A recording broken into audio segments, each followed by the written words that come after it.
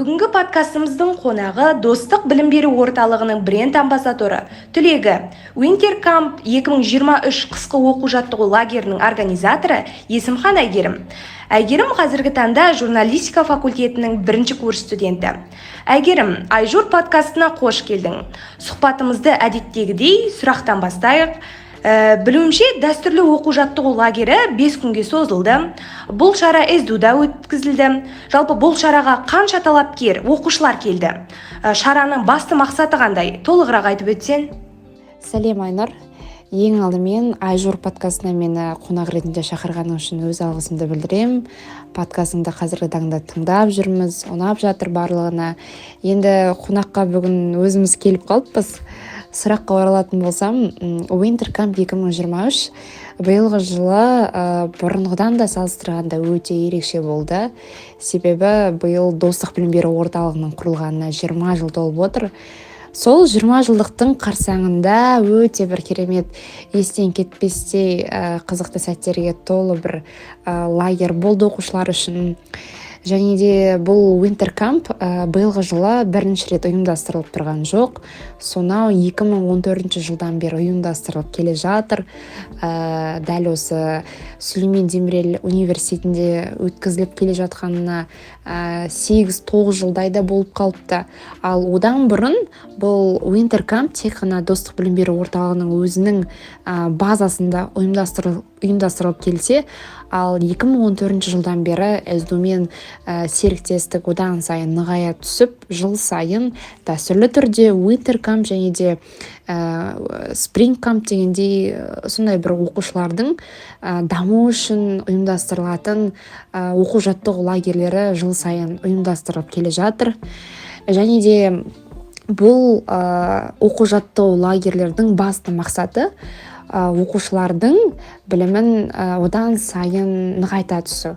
Неге? Себебі бұл жерде бақандай республика бойынша Достықтың қаншама оқушылары Алматы қаласында бас қосады. Тіпті Достықтың негізі республика бойынша филиалдары өте көп, шамамен 26-27 филиалдары бар осы Қазақстан бойынша. Сол әрбір қаладан Атырау, Шымкент, Ақтөбе, Талдықорған солардың барлығынан осы Алматы қаласына келіп, бір апта бойы көлемінде осы СДУ-дың жатақханасында тұрады оқушылар. Одан кейін Достықтың ең бір мықты деген білікті мамандарынан білім алады. Және де СДУ-дың базасында негізі мұндай бір атмосфераны сезінудің өзі мектеп кезінде бір ерекше деп ойлаймын.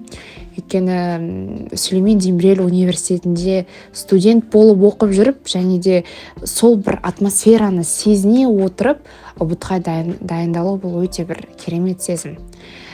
Ал биылғы жылы және де Wintercamp'тың бір ерекшелігі бұл жерде қалалар арасында бақталастықта болады, және де байқау сынағы тапсырылады сол 5 күн ішіндегі.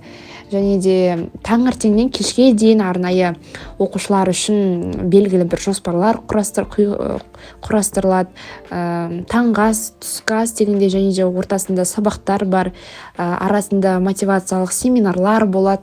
Және де биыл біз мысалы Wintercamp 2023-те соншама 380 адаммен бірге медиа мұз айдынына бардық.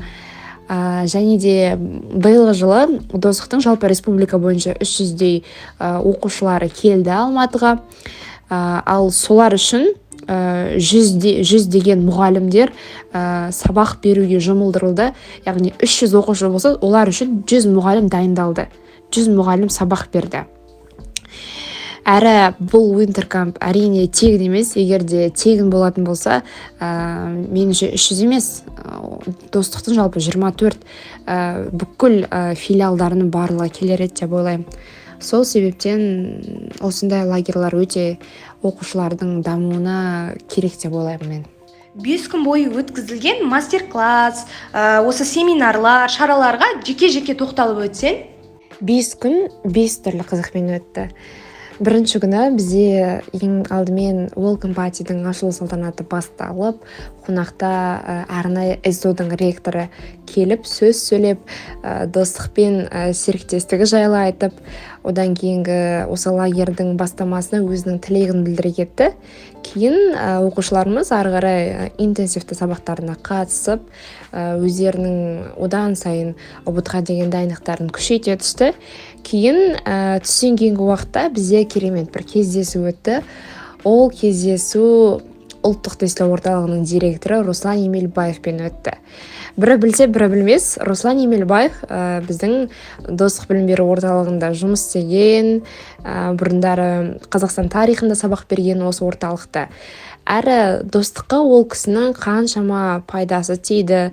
Бізде талай ол кісі сабақ беріп, достықтың YouTube каналдарында тарихтан мастер-класстар өткізген болатын. Енді міне ол кісі достықта сабақ беріп жүріп, ұлттық тестілеу орталығының директорының басшылығына көтерілді өзінің еңбегімен. Біз бұны мақтанып айта аламыз, бізде істеген деп. Енді сөйтіп арнайы достық үшін Welcome Party'ға осы Winter Camp'қа келіп, алғашқы Welcome Party атты ашылу салтанатына қатысып, ол кісі кейін ашылу салтанатында ұбт-ның жаңашылдықтарына тоқтала кетті. Және де Айнұр, сенің осы подкастыңа бір эксклюзивті жаңалық болсын. Биылғы жылы бізде ұбт-да сәл ерекшеліктер бар. Әсіресе 11-ші сынып оқушылары мұқият тыңдасаңыздар, бізде ағылшын тілін тапсырайын деп жатқан талапкерлер болса, биылғы жылдан бастап өзгеріс. Қандай өзгеріс? Ол бұрындары мысалы IELTS-тан IELTS тапсырдың делік 45 балды аласың дегенде бізде сондай бір қағида болған. Бірақ бұл биыл өзгерді, яғни IELTS-тан 7-5 алсаң 45, ал 7 алсаң 44, ал одан төмен алсаң 6-да мысалы 7 алсаң, ол одан сайын төмен, яғни 40 болады дегенде бұл ұпайлар түсіп отырады. Яғни осындай өзгеріс бар. Және де осы Winter Camp'тың алғашқы күнде СДУ-ның ректоры мынадай мәлімдеме жасады. Биылғы жылдан бастап СДУ-ға түсу одан сайын қиындай түседі, өйткені СДУ-ның корпусына бар болған 6000 ғана студент сияды екен. Ал қазіргі таңда СДУ-да 8000-нан астам студент оқып жатыр, білім алып жатыр. Ал бұл деген СДУ үшін өте көп студент саны. Және де олардың айтпағы, біздің мақсат қалай студенттердің санын азайтамыз деді. Міне осы мәселе оларды қатты ойландырып жүр.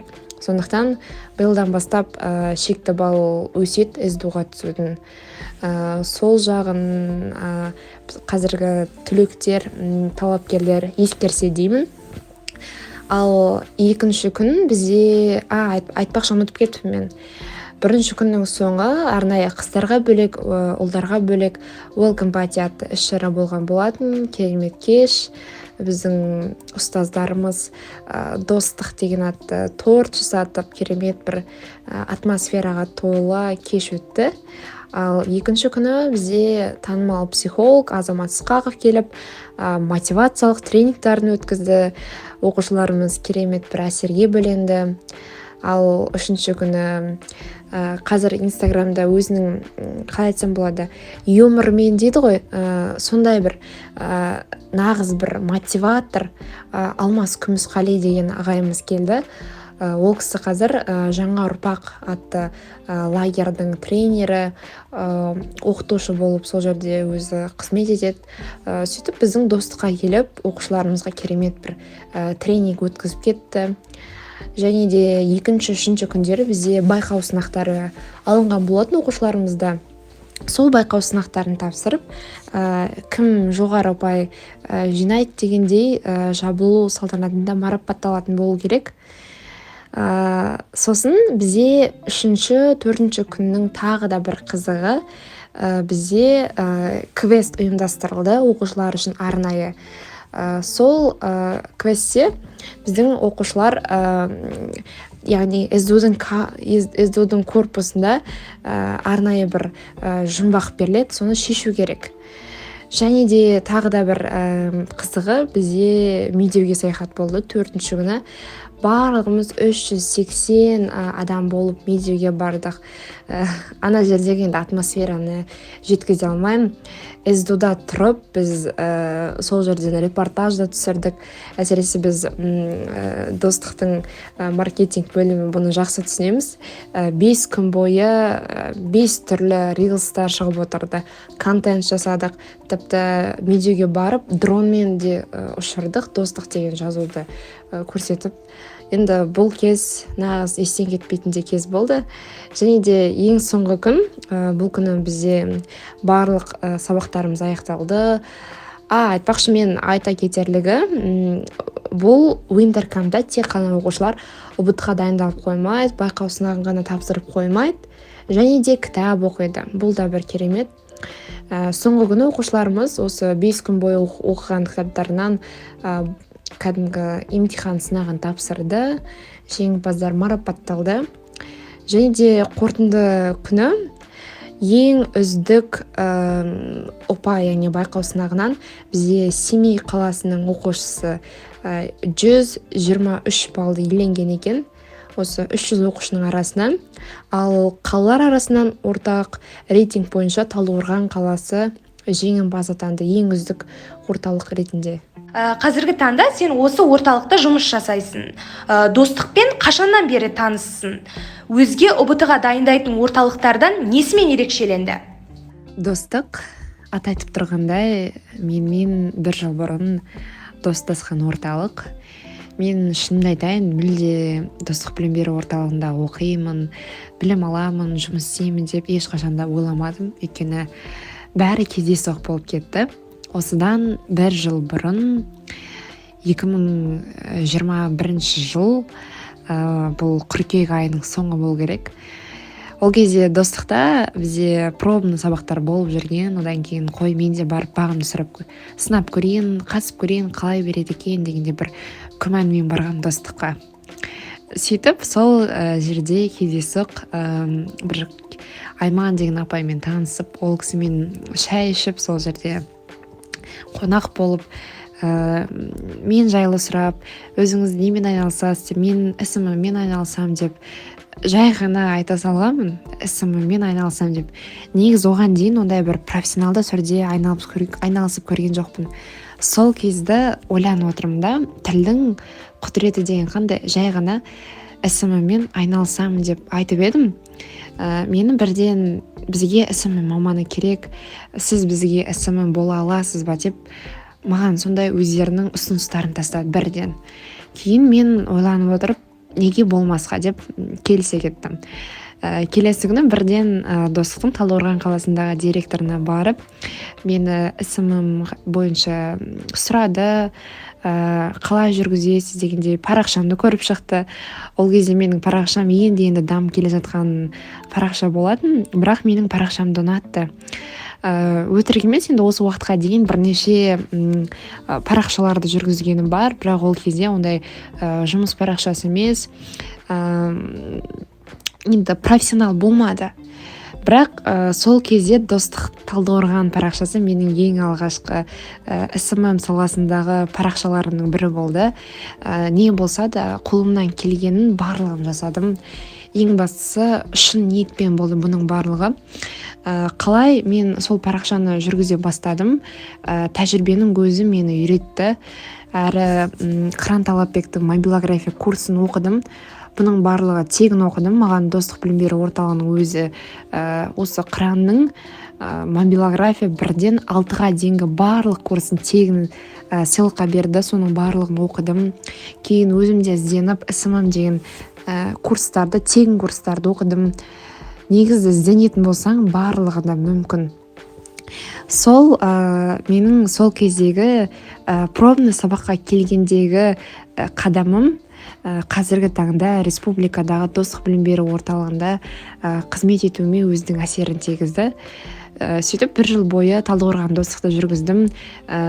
Естуімше көбісінің көңілінен шықты, және де былтырғы жылдың рейтингі бойынша достықтың 26-27 филиалдарының ішіндегі ең үздік парақша ретінде осы менің жүргізген достық Талдықорғандағы парақшам болыпты. Мен шын жүректен қуаныштымын. Бұл рейтингті директорым айтқанда мен қатты қуандым. Және де ойлап қараймын да, мен былтыр 11 сынып оқып жүрдім. Және де 11 сынып оқи тұра ісімім болып жұмыс істеуге келісе кетті. Және де ол үшін маған ақша төледі. Ал мен бұрындары олай жұмыс істеп те көрмегем, және де соншалықты айтпай қойын қанша төлеген, бірақ та ол өте көп сумма болды. Мен үшін де бір жағынан нағыз бір мотивация болды. Сөйтіп, достықта маған төленетін жалақыны жинап, ең бірінші болып өзім iPhone 13 Pro Max сатып алдым. Кредитқа емес, ақшаны барлығын жинап, өзімнің осы уақытқа дейінгі байқауларға қатысқан ақшалары бар. Соның барлығын жинап, ата-анама еш ауыртпалық салмай, өз ақшаммен iPhone сатып алдым. Бұл әрине менің осы Талдықорған қаласындағы достық білім беру орталығында бір жыл бойы еңбек еткеннің нәтижесі деп білем. Соның арқасында қазіргі айфонымды ең алғаш рет тапқан табысым деп білем. Кейін Құдайға шүкір достықта оқыдым да, бір ақша да төлемедім, ол жерде қызмет еттім де, және де білім алдым да, барлық жағын пайдаланып қалдым. Мені солай ұбт-дан 125-тен 123 балды жинадым. Сол кездегі ұбт-ға дайындалу керек қой дегенде менде қорқыныш жоқ. Қарап отырсам сол кездегі жұмыста да істедім, ұбт-ға да дайындалдым, ұланға да мақала жаздым, барлығына да үлгеріппін. Қызық қарап отырсақ. Енді сөйтіп оқуымды бітіргеннен кейін Алматы қаласына барам дегеннен кейін осы Талдықорған қаласындағы директорым Әйгерім, сен бізге керексің, сен сияқты ісімі мамандары бізде болуы тиіс деп, осы республикалық орталық мені де өздері көріп өздеріне жұмысқа шақырды. Менің журфакқа түскенімді біліп, әсіресе жақсы сөйлейтінімді біліп, өздеріне біздің лицо бол, біздің амбассадор бол деп, бүгінгі таңда достық білім беру орталығының көз айымына бренд амбассадорына айналдым. Достық білім KZ парақшасына тіркеліп қойыңыздар, мені жиі көретін боласыздар. Бұның өзі де мен үшін өте бір керемет практика болып жатыр. Аллаға шүкір деймін. ұбт-дан жоғары нәтиже көрсету үшін талапкерге қандай дағдыларды меңгеру керек? Өз тәжірибеңе сүйеніп, кеңес бере кетсең? ұбт-дан жоғары нәтиже көрсету үшін ең бірінші әрбір адамда бір настрой болу керек. Өйткені адам бірінші жоспар құрып, соған ниет етпесе ешбір нәрсе орындалмайды. Мен оған талай рет көзім жеткен, өзімнің де басымда болған. Өйткені сіз мысалы ұбт-дан 140-тан 140 аламын деп ойлайсыз, бірақ та оған сіз әрекет етуіңіз керексіз. Біз тек қана ойлап қана қоямыз, бірақ оған әрекет етуде сәл артқа тартып қалатынымыз бар, онысы рас. Осы жағдайда бізде Уинтеркамп, осы қысқы оқу-жаттығу лагерінде әрбір келген оқушылар күнделікті жоспар құрды. Таңертең тұрамын, тамағымды ішем, кейін сабаққа барам, одан кейін кітап оқимын, одан кейін тесттер талдаймын дегендей жоспар құрды. Бірінші, әр адам жоспар құру керек. Әрбір 11 сынып оқушысы жоспар құрып, сол жоспармен бірге ұбт-ға дайындалатын пәндерін бөліп қарастырғаны өте абзалырақ. Сол жоспармен бірге ұбт-ға дайындалып отырсаңыз, өте бір керемет эффективность одан сайын арта түседі. Және де менің берер кеңесім, ұбт-ға жалғыз дайындалған әрине дұрыс, мүмкін сіздің өзіңізде осы 11 сынып бойы оқыған база болса, мүмкін жалғыз өзіңіз алып кетуге болады. Бірақ та қазір ондай көп талапкерлерде жоқ ондай білім. Сондықтан не курсқа барған дұрыс, не болмаса мықты бір репетитор, мұғалім болса, сонымен бірге дайындалған өте дұрыс. Күнделікті өзіңізді қадағалап отырсаңыз, күнделікті жаттап дайындалсаңыз, сіз міндетті түрде ұбт-дан жоғары балл жинайсыз. Менде мынандай сауал туындап тұр. Енді қазір сен бірінші курс студентісің, ал сабақпен осы жұмысты қатар алып жүру қиынға соқпайды ма? Қандай артықшылықтары, қандай кемшіліктері бар дегендей? Әрине жұмыс пен сабақты қатар алып жүру бұл әрбір студент үшін мүмкін кейбіреусіне қиын, мүмкін кейбіреусіне оңай. Бірақ мен үшін қиын деп айта алмаймын, тіпті оңай. Өйткені бізде SMM саласы ондай бір ауыртпа салатындай жұмыс емес. Біздікі көбінесе онлайн жүреді. Өйткені мен осы достықтың лицосы болғаннан кейін менің қасымда бар болғаны камера болу керек және де микрофон болу керек. Телефонды ала салып, құрметті достар, осында жаңалық болып жатыр, қалдарыңыз қалай? Достық білім беру орталығы сіздермен бірге деп тек қана менің міндетім сөйлеу. Ал мүмкін басқа, мүмкін официант болып, не болмаса сату менеджер болып істейтіндердің жұмыстары менікімен салыстырғанда өте қиынырақ, өйткені олар таңнан кешке дейін отырады, не болмаса графиктері менікімен салыстырғанда сәл қиынырақ болып жатады. Ал менікі аптасына 2-3 рет қана жұмысқа барам, оның өзінде съемкалар болады, ал қалған күндері онлайн өтеді. Сондықтан бұл жұмыс студенттің графигына сәл ауыртпалығын тигізеді деп те айта алмаймын. Мен үшін ұнайды. Ең бастысы жұмыс істеген кезде сол жұмысқа деген махаббатың бар болса, шын ниетің болса, сүйіспеншілігің болса, ешбір нәрсе сен үшін қиыншылық соқпайды. Бұл жағдай менде де бар. Өйткені достық десе, маған не екенін білмеймін, достықтың атмосферасы өте қатты ұнайды. Бұл жақта өте бір керемет, адамдар да мейірімді. Жұмыс істеген кезде ләззат аламын дейінші. Айтады ғой, үлгеретін адам барлығына үлгереді. Тек қана сабақ оқимын деп жүретін адамдар да болады. Бірақ екі жақты да алып жүретін де адамдар болады. Мен өзім соған жатқыза аламын. Өйткені қазір жаңа заман, қазіргі заманда тек қана оқып қана жүруге болмайды, барлығын да алып жүруге болады. Біз тек қана оқып жүре берсек, студенттің өмірі мүмкін сонысымен де қызық шығар. Бірақ заманды пайдаланып қалу керек. Өйткені болашақты да ойлау керек. Тек білім алып қана жүрмей, әрбір кезде де қызықты еткізу керек. Сондықтан барлығына да үлгеруге болады. Тек мәселені қиындатып алу ол біздің миымызда ғана, сондықтан шектеу қоймау керек. Ал енді осы тұста достық білім беру орталығының парақшасындағы маркетинг жайлы қысқаша айтып өтсең. Достық білім KZ парақшасын жүргізу әрине үлкен жауапкершілік талап етеді. Бұл үшін арнайы команда жұмыс істейді. Бізде маркетинг бөлімі, оқырмандар, аудитория үшін ай сайынғы, апта сайынғы, тіпті жыл сайынғы жоспарлар құрастырамыз. Сол жоспарлар үшін біздің оқушыларымызға қандай пайдалы ақпарат бере аламыз дегенде сұраққа жауап береміз де, сол сұрақтың мақсатында жалпы біздің 20 мыңға жуық оқырманымыз бар ғой. Сол оқырмандар үшін жұмыс істейміз. Біздің басты мақсатымыз бұл достық білім беру орталығын бір жағынан сабақ беру процесін көрсету, екінші жағынан ұбт болсын, және де бізде тек қана ұбт-ға ғана емес, 5-6 сынып оқушылары Назарбаев зияткерлік мектебі білім инновация лицейіне дайындалады. Соларға бұл орталықтың білім беру сапасын көрсету, барынша пайдалы болу, бұл біздің басты мақсатымыз. Қазіргі таңда оқушыларға не қызық дегенде әрдайым ізденісте жүреміз. TikTok-та түсіреміз, Reels-та саламыз.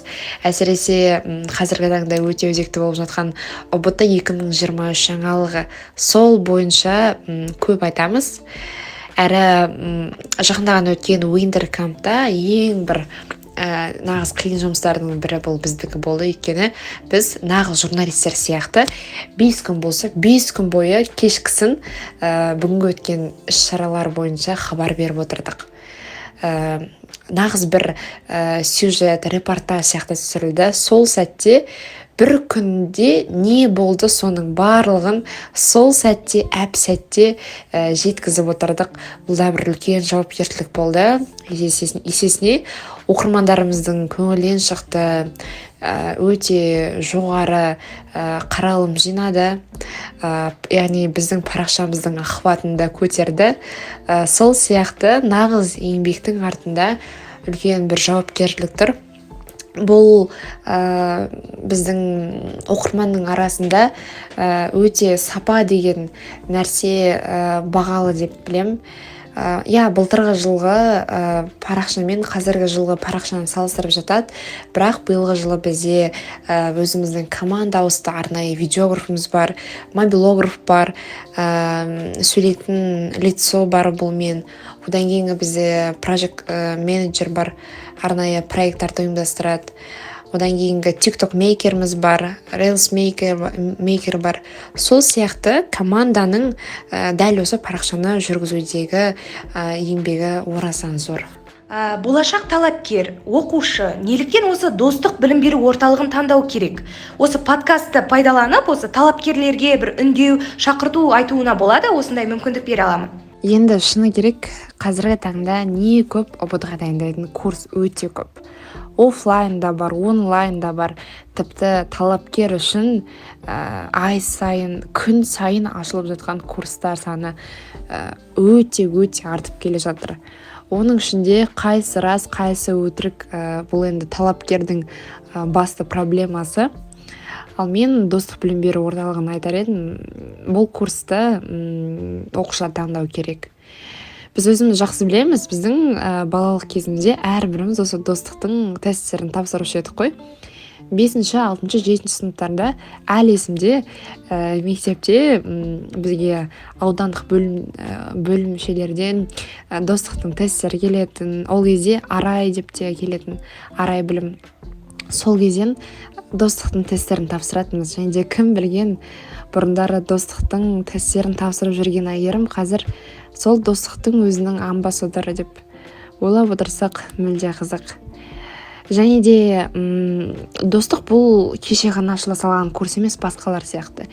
Ондай курстар қазір өте көп, мен санап тұрып айта алмаймын, бірақ достық бұл сонау 20 жылдық тарихы бар 2002 жылы негізі қаланған курс.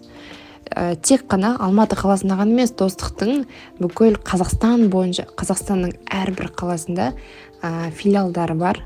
Оны мақтанышпен айта аламын. Және де онлайнда курстар бар, офлайнда курстар бар. Және де мақтанып айтатыным, бұл қазіргі ұлттық тестілеу орталығының директоры Руслан Емелбаев. Біздің мына достықтың бұрынғы мұғалімі, бізде істеген ол кісілер.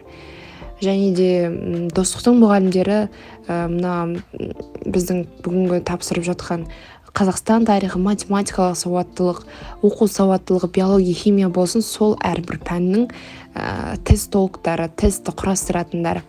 Ұлттық тестілеу орталығында жұмыс істеген адамдар, осы достықты сабақ беретін мұғалімдер. Олардың барлығы білікті деген мамандар, көбісі білім инновация лицейлерін бітірген, және де мұғалімдер арасында кеңінен танылған СИТО программасын біледі. Докторантура, осы магистратура, соның барлығын тәмамдаған мұғалімдер.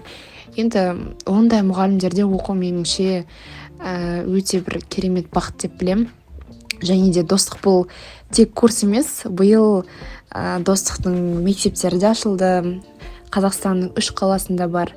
Алматы, Атырау, Шымкент қалаларында осы достықтың мектептері ашылып келе жатыр. Сондықтан осы подкастты тыңдаған әрбір 11 сынып оқушылары, 10 сыныптар болсын, достыққа келіңіздер. Бұл бір керемет орта. Бізде жыл сайын шекті балдар 138-139 балды болады. Және де осы жерде айта кетейін, естеріңізде болса, Қазақстан бойынша ең жоғары 140 балды Шиара Құдайбергенова деген қыз жинаған болатын. Бұл осы біздің достықтың қызы. Бұрын арай білім дейтінбіз. Арай білім бұл бұрынғы достық. Арай білімнің қызы жинаған Шиара Құдайбергенова, ол біздің осы достықтың түлегі. Міне нағыз бір мақтанатындай көрсеткіш. Сол себепті достыққа келіңіздер. Және де бұл жерде тек қана білім ғана емес, сапалы тәрбиеге де назар аударады.